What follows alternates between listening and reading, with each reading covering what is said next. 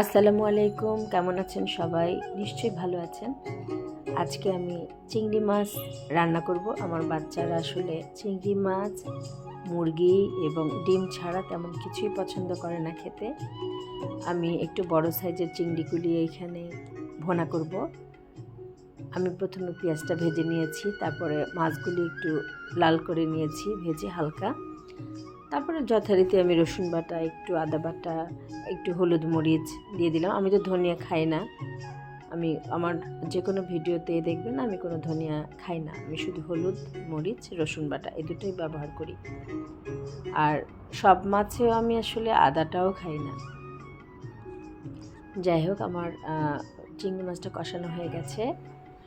এখন আমার চিংড়িটা মোটামুটি একদম রেডি হয়ে গেল রান্না।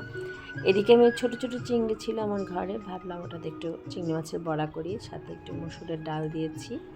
মসুরের ডাল, চিংড়ি মাছ ব্লেন্ডারে ব্লেন্ড করে নিয়ে তার সাথে কাঁচামরিচ, পেঁয়াজ, সব রকমের মশলা দিয়ে আমি বড়াটাকে ভেজে নিয়েছি। তারপর আমি এখন সুন্দর করে একটু ডেকোরেশন করেছি। ডেকোরেশন বলতে কিছুই না, একটু বাটিতে ভাতটা নিয়েছি, নিয়ে ঢেলে দিয়েছি যাতে বাচ্চারা একটু ডিফারেন্ট লাগে ওদের চোখে দেখতে খাবারটা। এটাই যা, আর কিছু না। এখন আমি নিজে হাতে আমার মেয়েটাকে খাইয়ে দিব।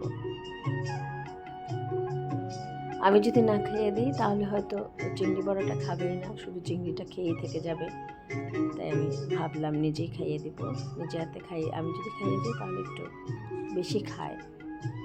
হয়ে গেছে, আমি চিংড়ি করেছি, আজকে চিংড়ি ভুনা করেছি, বড়া করেছি।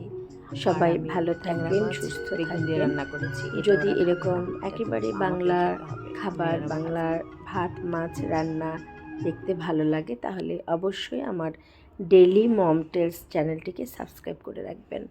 সবাইকে অনেক ধন্যবাদ।